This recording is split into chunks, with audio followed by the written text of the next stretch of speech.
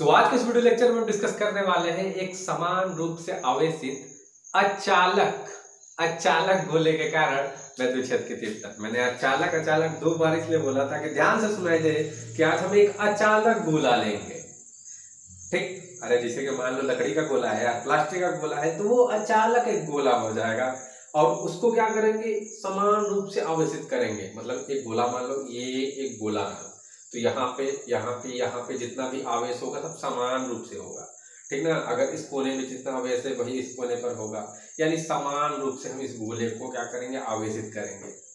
और फिर हम क्या लेंगे, बिंदु एक मानेंगे बाहर की ओर, अंदर की ओर, पृष्ठ पर और वहां पर, यानी उसी बिंदु पर हम विद्युत क्षेत्र की तीव्रता ज्ञात करने वाले हैं। सो इस वीडियो को शुरू करने से पहले एक बात जरूर बोलूंगा यार कि इस लॉकडाउन में जो भी बच्चे पढ़ नहीं रहे हैं वो जरूर पढ़ें, नहीं तो 6 या 7 महीने के बाद, 8 महीने के बाद सारा का सारा जो माहौल है ना, सारा एक सिंपल माहौल हो जाने वाला है, नॉर्मल हो जाएगा पूरा का पूरा।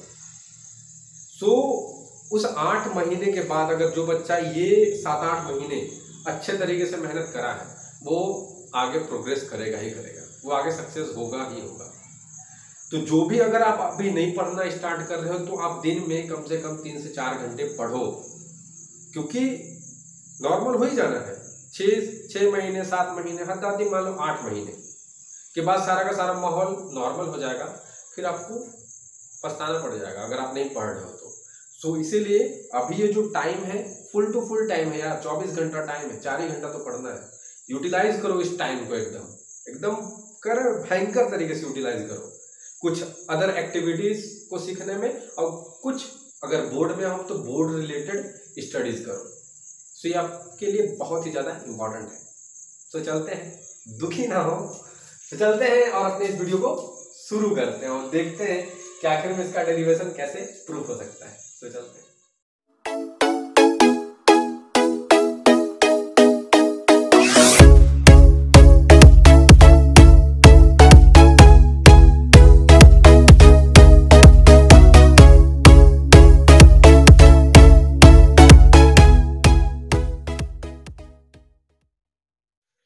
तो अब हम थोड़ा सा ये देख लेते हैं कि एग्जाम में क्वेश्चन किस तरीके से पूछ लिए जा सकते हैं आपसे, ठीक ना।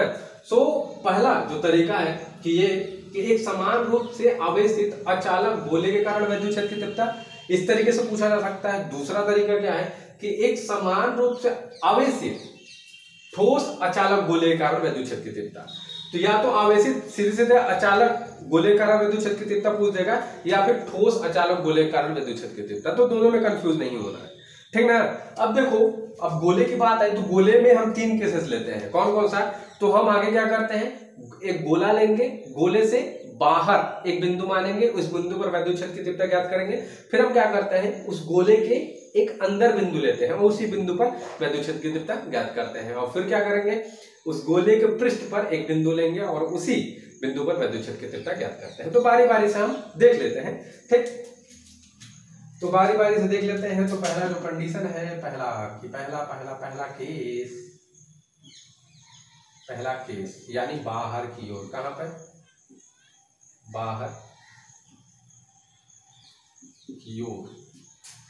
की ओर यानी आउटसाइड हम एक पॉइंट लेंगे, ठीक। आउटसाइड एक पॉइंट लेंगे और वहीं पर हम विद्युत क्षेत्र की तीव्रता ज्ञात करेंगे। देखो, तो यहां पर हम एक गोला ले लेते हैं, ये हमारा गोला रहा, ठीक। अब ये क्या है, ये गोला रहा, इसकी त्रिज्या r है,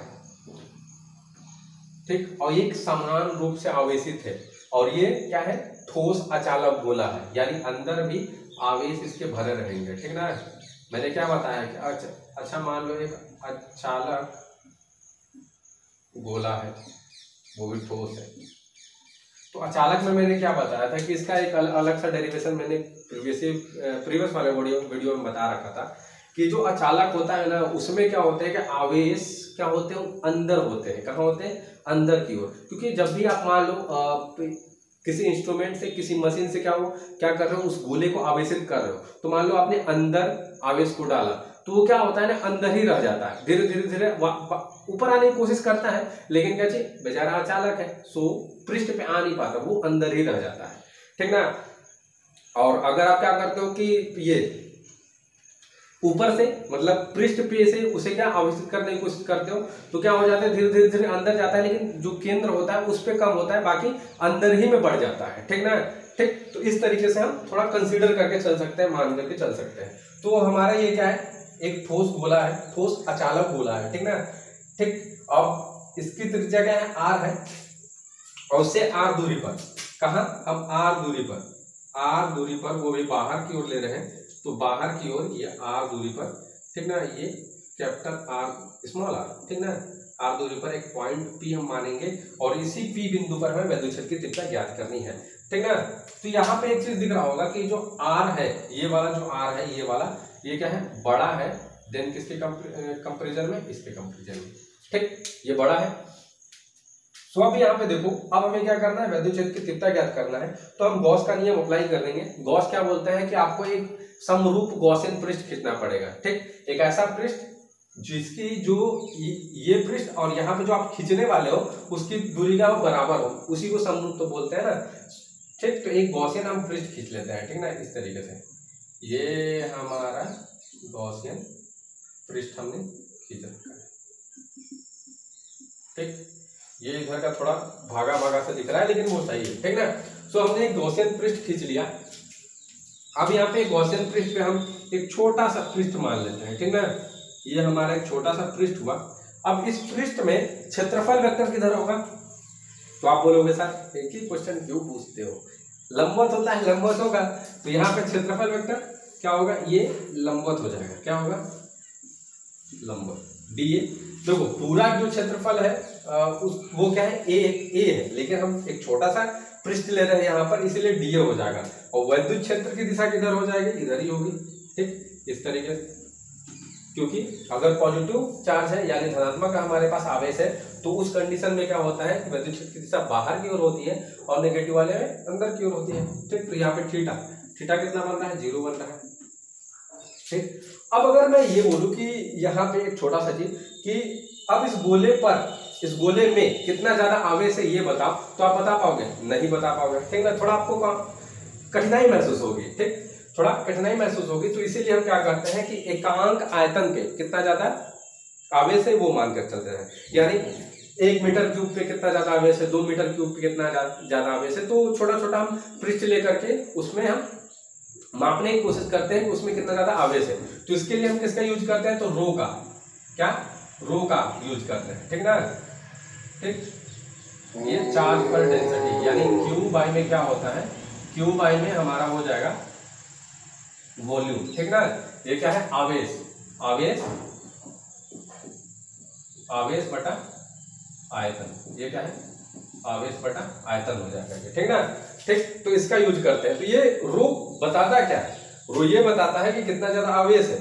ठीक, छोटा छोटा जब हम पृष्ठ लेते हैं, कहने का मतलब ये है कि अगर मान लो 1 मीटर क्यूब लेंगे, ये एकांक आयतन पे बताएगा, ये एकांक आयतन, एकांक का मतलब 1 मीटर क्यूब पे कितना ज्यादा आवेश है तो 1 रो हो जाएगा, 2 मीटर क्यूब पे कितना ज्यादा आवेश है तो 2 रो हो जाएगा, 3 मीटर क्यूब पे कितना ज्यादा आवेश है तो 3 रो हो जाएगा। तो इस तरीके से, ठीक ना, तो रो बराबर Q/वॉल्यूम यानी आवेश बटा आयतन भी बोल सकते हो उसका। ठीक ना, सो यहाँ पे हमने अब एक पृष्ठ मान रखा है।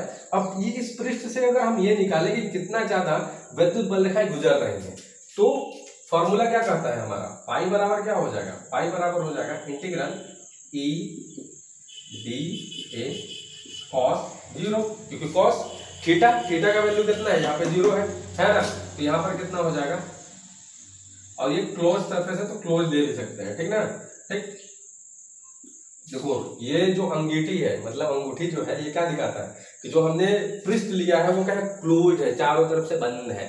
ठीक ना, तो यहाँ पे E/dA cos का वैल्यू कितना हो जाता है, 1 हो जाएगा।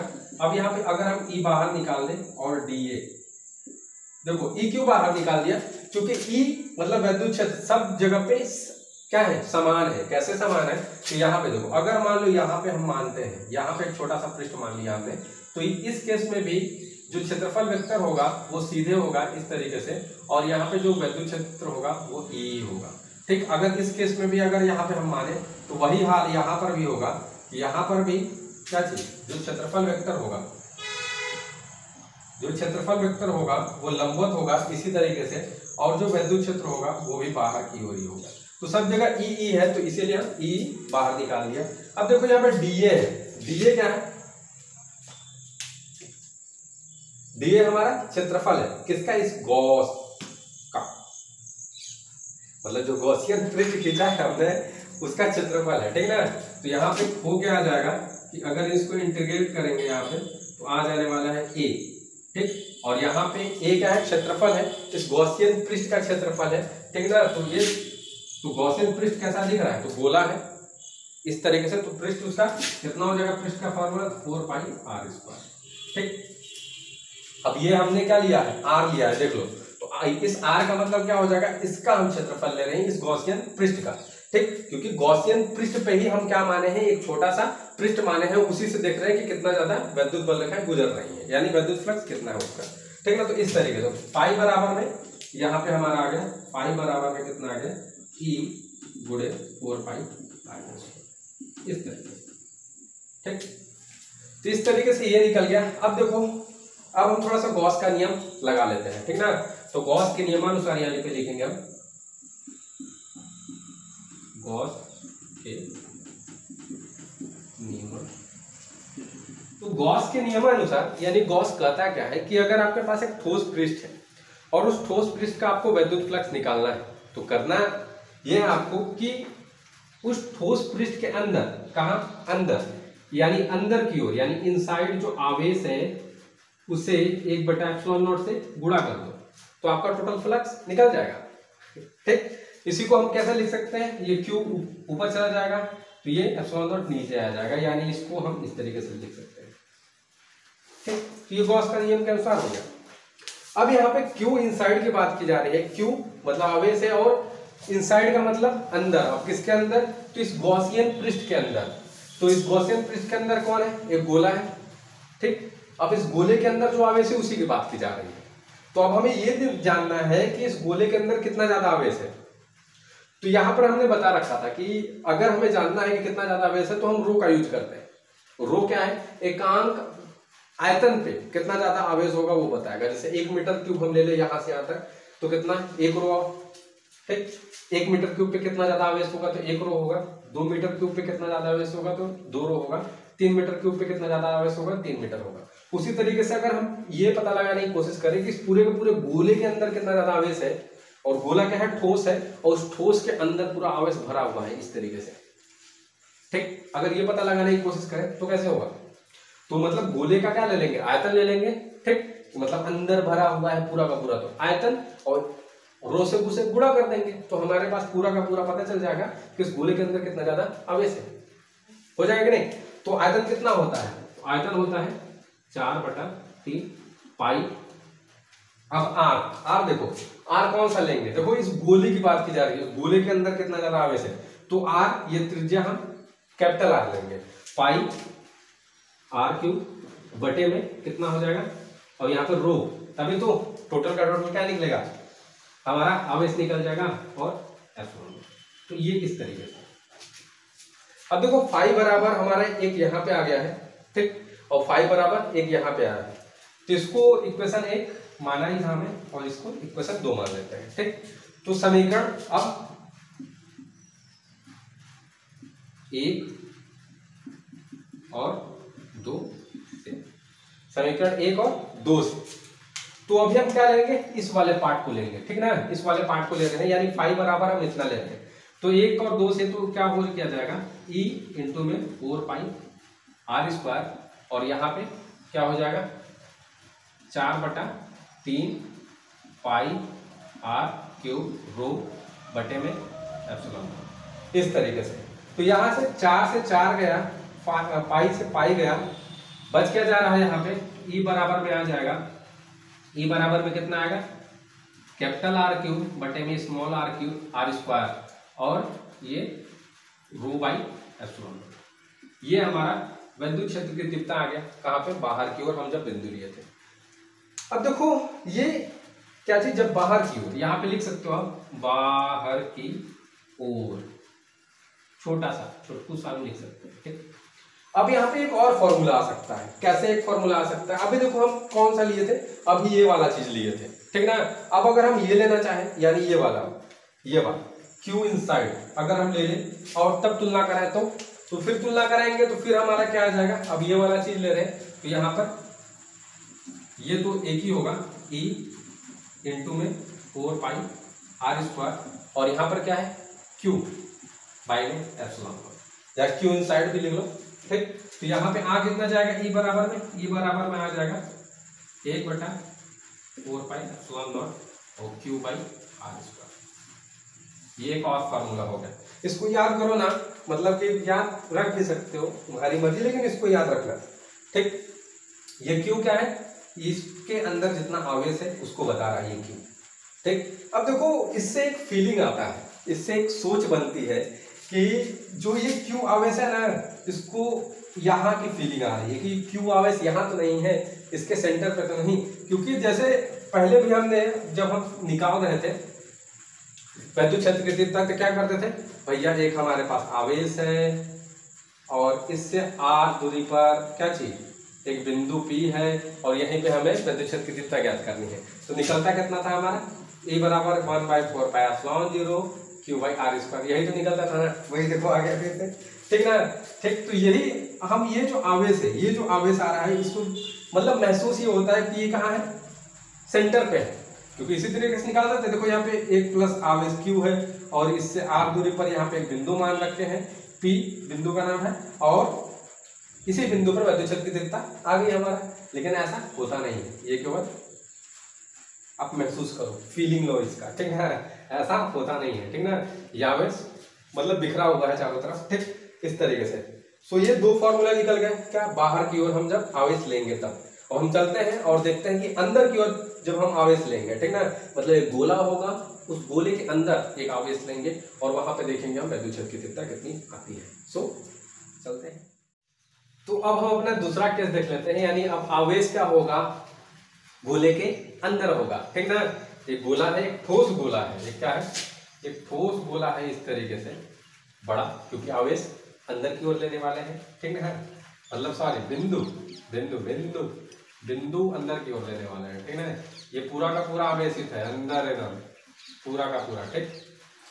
ये पॉइंट यहाँ से यहाँ तक की दूरी कैपिटल R, और मान लो कि इससे R दूरी पर यहाँ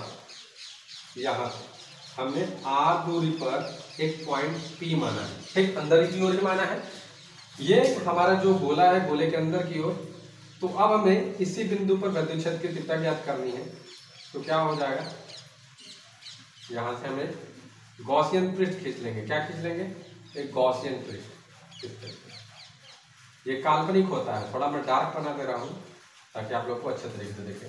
थोड़ा गोला टेढ़ा मेढ़ा बन गया, ठीक। तो ये अब यहाँ पे इसी बिंदु पर हमें ज्ञात करना है। हमने गॉसियन पृष्ठ खींच लिया, क्योंकि गॉस का नियम बोलता है कि अगर आपको वैद्युत क्षेत्र की तीव्रता ज्ञात करनी है अगर किसी बिंदु पर, तो उस बिंदु पर एक आप समरूप गॉसियन पृष्ठ खींचो। खींच दिया, एक यहाँ पे, अरे चुप यार, एक यहाँ पे पृष्ठ मान लेते हैं हम, एक क्या मान लेते हैं, पृष्ठ मान लेते हैं।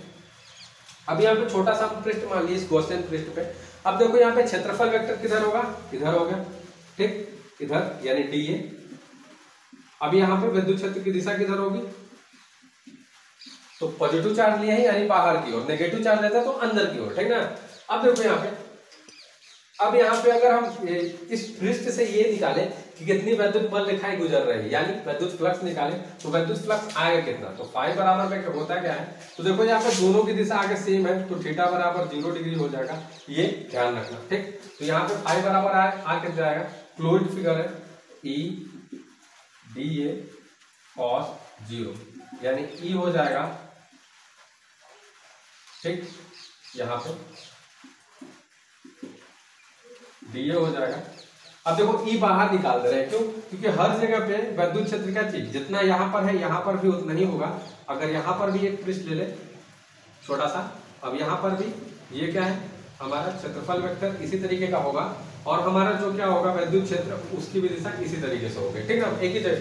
तो इसीलिए हम E को बाहर ले रहे हैं क्योंकि कांस्टेंट है वो, तो dA हो जाएगा और यहाँ पे E A हो जाएगा। अब देखो ई, ए क्या है, ए हमारा क्षेत्रफल है। तो इस क्षेत्रफल, इस जो गॉसियन पृष्ठ है उसका क्षेत्रफल गोले की तरह दिख रहा है, तो क्षेत्रफल कितना होगा, पाई आर स्क्वायर। ठीक, पाई आर स्क्वायर क्यों लिया, क्योंकि इसकी जो त्रिज्या है कितना है, आर है, स्मॉल आर है, इसीलिए। ठीक, तो एक फॉर्मूला हमारा यहाँ पे निकल आया कि फाई बराबर क्या होता है, ई बराबर 4 पाई आर स्क्वायर, ये हो गया। अब गॉस का नियम क्या कहता है, तो फिर गॉस के एक ही जैसा है सारा का सारा, गॉस थोड़ा सा भी थोड़ा डिफरेंट आएगा, नियमानुसार। गॉस के नियमानुसार क्या हो जाएगा, गॉस के नियमानुसार क्या हो जाएगा कि अगर आपको किसी ठोस पृष्ठ का विद्युत फ्लक्स क्या करना है, तो उस ठोस पृष्ठ के अंदर जो आवेश होगा उसको क्या करना है, एप्सिलॉन नॉट से डिवाइड कर दो, भाग दे दो, ठीक ना, इस तरीके से। ठीक, तो अब देखो क्यू इनसाइड, यानी इस पृष्ठ के अंदर कितना ज्यादा आवेश है उसको देखना है हमें, वही तो ना, इस पृष्ठ के अंदर कितना ज्यादा आवेश है उसी को देखना है। तो यहाँ पे देखो ये क्या है, पृष्ठ क्या है, गोले की तरह दिख रहा है, और ये पृष्ठ ठोस है, तो पूरा का पूरा जो आवेश है भरा हुआ है उसके अंदर, है कि नहीं, पूरा का पूरा जो आवेश है क्या है, भरा हुआ है। तो यहाँ पर हो कितना जाएगा, तो पूरा का पूरा आवेश भरा हुआ है, उसी तरीके से निकालेंगे तो कितना हो जाएगा, 4/3 हो जाएगा। आयतन पूरा का पूरा लेंगे कि कितना आवेश भरा हुआ है, 4/3 पाई आर क्यूब और इंटू में रो, बस पिछले वाले की तरह, ठीक ना। इसमें अब आवेश पता करना है कि क्यू है, आवेश है, इसके अंदर है कितना है, तो क्या करेंगे, छोटा छोटा ले लेकर करें, या फिर क्या करें, पूरा का पूरा गोला ले लें। गोला लेने का मतलब है कि उसका आयतन ले लें, आयतन जब ले लेंगे, आयतन और रो से उसे क्या कर देंगे, मल्टीप्लाई कर देंगे, तो हमें ये पता चल जाएगा कि इस गोले के अंदर कितना ज्यादा आवेश है, और बटे एप्सिलॉन नॉट। ठीक, तो ये हमारा हो गया। अब देखो यहाँ पे ये कंफ्यूज नहीं होना है, क्योंकि ये गॉसियन पृष्ठ के अंदर कितना ज्यादा आवेश था वो वही ले रहे हैं, ठीक ना। तो यहाँ पर कितना हो जाएगा, आर दूरी पर हमने ले रखा है एक बिंदु, ठीक, आर दूरी पर, तो आर दूरी पर इसी बिंदु पर विद्युत क्षेत्र की तीव्रता ज्ञात करने थे, तो यही वाला हम लेंगे, क्योंकि गॉसियन पृष्ठ ले रहे हैं इसलिए त्रिज्या यही होगी, कंफ्यूज नहीं होना है। ठीक, अब यहाँ पे दो समीकरण आ गया, एक ए आ गया और एक 2 आ गया। अब दोनों को क्या करेंगे हम, समीकरण 1 और 2 से, तो समीकरण 1 और 2 से तो हो क्या जाएगा, ई हो जाना है, सॉरी ये दोनों को क्या तुलना कर दे रहा है, ठीक है, तुलना करने पर ई गुणे 4 पाई आर स्क्वायर हो जाएगा। यहाँ पर क्या है, 4/3 पाई आर क्यूब रो बटे में एप्सिलॉन। यहाँ आर स्क्वायर से, इसमें से आर स्क्वायर कैंसिल हो जाएगा, आर बच जाएगा, 4 पाई से 4 पाई कैंसिल हो जाएगा, बचेगा कितना यहाँ पे, तो ई बराबर में आर हो जाएगा, रो बाई एप्सिलॉन नॉट हो जाएगा, 3 भी नीचे बच जाएगा। ठीक, अब कितना आ जाएगा, नहीं ये बच जाएगा, हाँ ये बच जाएगा R rho by 3 epsilon naught, कितना आ जाएगा, इतना ही तो आएगा भैया। तो ये आसानी तरीके से ये आ गया कि इस बिंदु पर कितना ज्यादा विद्युत क्षेत्र की तीव्रता है, ठीक ना, ई का बात है। ठीक, अब यहाँ पे देखो पहले ही की तरह एक और फॉर्मूला आएगा। कैसे फॉर्मूला आएगा कि मान लेते हैं कि इस पूरे के पूरे गोले पर कितना ज्यादा, मान लो क्यू आवेश है, स्मॉल ही मान लो क्यू आवेश है, ठीक ना, क्यू आवेश है, तो फिर हम क्या लेंगे, फिर यही वाला कंपेयर करने के लिए लेंगे, ये वाला, ठीक ना। तो एक और आएगा फॉर्मूला उसी की तरह, क्या आ जाएगा, इन दोनों को जब हम कंपेयर कराएंगे, इन दोनों को, ठीक ना, तो कितना आ जाएगा, तो क्यू बाई में एप्सिलॉन नॉट है, इस तरीके से लिखते हैं। आगे इसको लिखो ऊपर वाले में, ये 4 पाई आर स्क्वायर बराबर में क्यू बाई एप्सिलॉन नॉट। थोड़ा बारिश हो रहा है और ऊपर सेट है, थोड़ा मैनेज कर रहे हैं। ठीक, अब यहाँ पर क्या हो जाएगा, तो ई बराबर क्या हो जाएगा कि 1/4 पाई एप्सिलॉन नॉट और क्यू बाई आर स्क्वायर। तो ये कुल मिलाकर एक चीज सेम दिख रहा होगा। यहाँ पे देखो, यहाँ पे ये क्या है, आर के प्रोपोर्शनल है, और यहाँ पर पहले वाले की तरह ये क्या है, 1/r के प्रोपोर्शनल। इस तरीके से पहले वाले में भी ये फॉर्मूला था क्यू बाई आर स्क्वायर, ठीक ना। तो ये थोड़ा महसूस करने के लिए अगर फील करोगे तो ये क्यू आवेश आपको लगेगा कि यहाँ पर है, लेकिन ऐसा होता नहीं है। जो आवेश है क्या है, पूरा का पूरा भरा हुआ है इस गोले के अंदर। तो आई होप ये पूरा का पूरा समझ में आया होगा, ज़्यादा हार्ड नहीं है, सारा का सारा डेरिवेशन एक ही तरह का है। अगर दो डेरिवेशन आप अच्छे तरीके से प्रैक्टिस कर लो ना, तो फिर क्या होगा कि जो अदर डेरिवेशन है वो ऑलरेडी आपको अपने से आ जाएगा। देख लो सारे में एक ही चीज़ है, और बाकी लिखन मतलब कि जो लिखना होता है, माना ये माना वो अपने से मान के लिख सकते हो आप, समझ रहे हो। बाकी का जो एक कॉन्सेप्ट जो होता है वो आपको दिख रहा है। सो आई होप ये समझ में होगा। एक ही बात बोलूँगा, जो वीडियो है उसको लगातार शेयर करते रहो, जो भी आप देखते हो उसको शेयर करते रहो, क्योंकि मैं चाहता हूँ कि ज़्यादा से ज़्यादा इसका प्रॉफिट उठा सके लोग। ठीक, तो आज के लिए बस इतना ही। और मेरे लिए कुछ सजेशन हो तो वो जरूर दिया करें, ठीक, इस वीडियो से रिलेटेड सजेशन। ठीक, तो आज के लिए बस इतना ही।